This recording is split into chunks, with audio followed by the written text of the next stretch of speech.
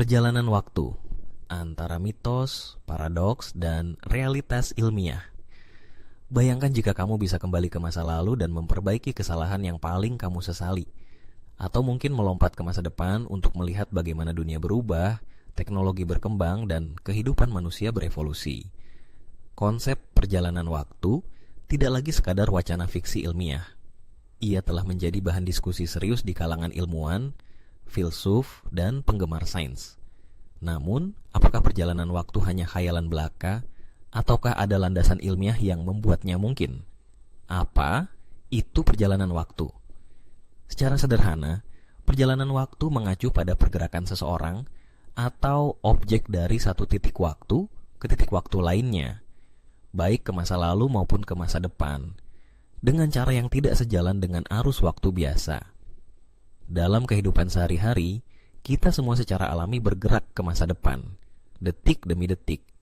Namun, dalam konteks perjalanan waktu, yang dimaksud adalah melompati alur kronologis waktu dengan cara luar biasa. Skenario perjalanan waktu sering digambarkan dalam berbagai bentuk. Misalnya, dalam serial Doctor Who, sang dokter menggunakan mesin waktu untuk berpindah antara berbagai era sejarah maupun masa depan yang belum terjadi. Sang dokter mungkin merasa hanya 10 menit berlalu saat melakukan perjalanan, tetapi bagi orang lain di luar mesin, ratusan tahun bisa saja telah berlalu. Ada juga model seperti leap, di mana seseorang menghilang dalam sekejap dan muncul kembali di waktu lain, tanpa merasakan jeda waktu sama sekali. Konsep ini sering digunakan dalam fiksi untuk menggambarkan lompatan waktu instan. Namun dalam dunia fisika, skenario seperti yang diajukan oleh matematikawan Kurt Gödel memperkenalkan pendekatan yang lebih realistis secara ilmiah. Dalam model relativitas umum milik Gödel, seseorang bisa kembali ke masa lalu hanya dengan mengikuti jalur tertentu di ruang waktu menggunakan roket biasa, tanpa mesin waktu khusus.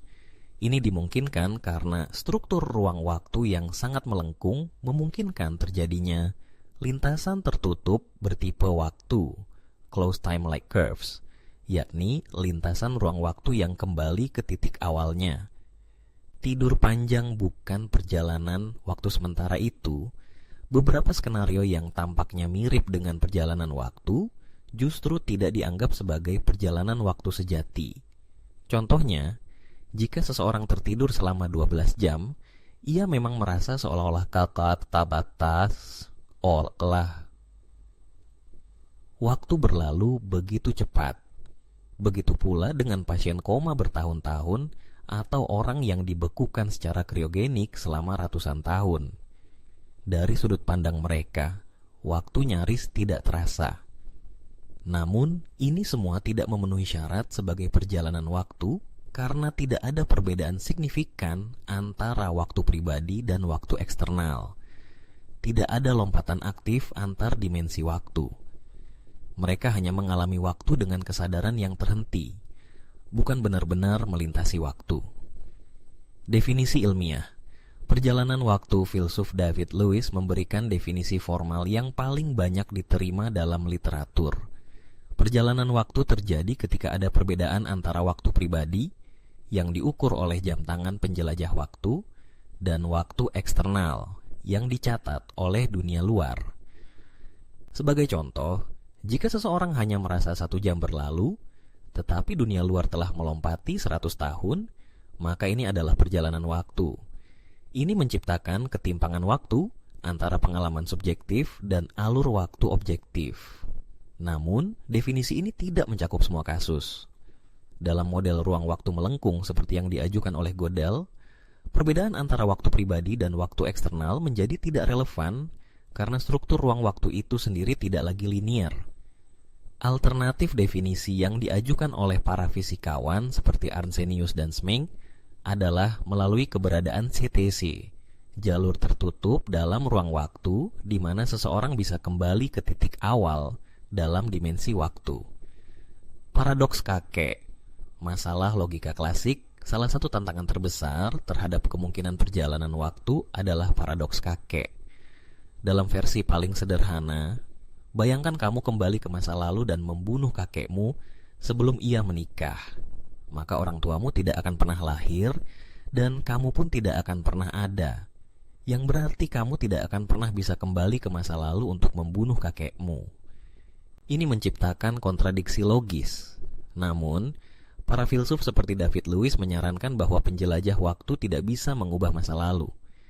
Jika kakekmu memang selamat di masa lalu, maka kamu tidak akan pernah bisa membunuhnya, meski kamu sudah berada di hadapannya dengan pistol.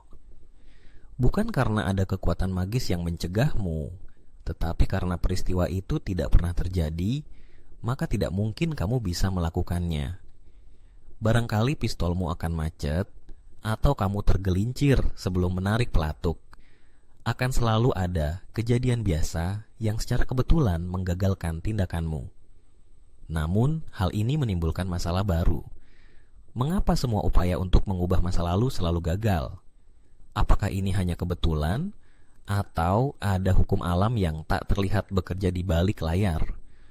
Mengubah masa lalu versus berpartisipasi di dalamnya. Dalam teori dengan satu masa lalu, perubahan atas peristiwa yang telah terjadi mustahil. Kamu tidak bisa membuat sesuatu yang tidak terjadi menjadi terjadi. Namun, kamu bisa berpartisipasi dalam masa lalu, asal peranmu memang bagian dari sejarah itu. Misalnya, kamu kembali ke masa lalu dan menyaksikan proklamasi kemerdekaan Indonesia pada tanggal 17 Agustus tahun 1945. Kamu tidak bisa mengubah isi teks proklamasi, tetapi kamu bisa berada di antara kerumunan yang menyaksikannya. Jika memang dalam sejarah, kamu sudah ada di sana tanpa menyadarinya. Waktu pribadi dan waktu dunia perjalanan waktu juga menimbulkan pertanyaan. Bagaimana seseorang bisa berusia 51 tahun padahal hanya 21 tahun berlalu sejak kelahirannya?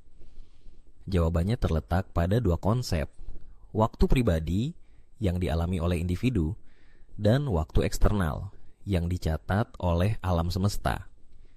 Seorang penjelajah waktu bisa saja hanya merasakan 1 tahun perjalanan, sementara dunia luar sudah melompat 100 tahun ke depan. Ini bukan kontradiksi, tetapi hasil dari kerangka acuan yang berbeda. Persis seperti perbedaan jarak tempuh antara rute tol dan jalan desa menuju kota yang sama. Causal loop, ketika penyebab dan akibat berputar. Salah satu aspek paling membingungkan dari perjalanan waktu adalah munculnya causal loop, rantai sebab akibat yang melingkar. Contoh, seorang ilmuwan belajar tentang teori mesin waktu dari buku, lalu kembali ke masa lalu dan menyerahkan buku itu kepada penulisnya. Penulis itu pun menyalin isi buku dan menerbitkannya. Maka, dari mana asal pengetahuan itu? Tidak ada titik awal penyebab yang jelas. Pengetahuan tersebut muncul dari siklus tertutup yang terus berputar. Ini bukan mustahil secara logika, tetapi sulit dijelaskan secara kausal. Beberapa filsuf menyebutnya misteri ontologis. Hal-hal yang ada tanpa asal yang bisa ditelusuri. Namun, alam semesta sudah memperlihatkan contoh seperti ini, seperti peluruhan radioaktif acak atau bahkan penciptaan partikel dalam vakum kuantum. Lalu, di mana para penjelajah waktu? Jika perjalanan waktu benar-benar mungkin, mengapa kita belum pernah melihat penjelajah waktu? Teori ini dikenal sebagai argumen ketiadaan bukti. Beberapa kemungkinan jawabannya, perjalanan waktu sangat mahal dan sulit dilakukan. Masa kita tidak menarik sebagai destinasi sejarah? Atau yang paling masuk akal menurut fisika, mesin waktu hanya memungkinkan perjalanan ke setelah ia diciptakan. Artinya, kamu bisa pergi ke masa depan atau kembali ke masa sejak mesin aktif, tetapi tidak bisa ke masa sebelumnya. Kesimpulan, waktu masih menyimpan banyak misteri perjalanan waktu, bukan sekadar tema film atau novel.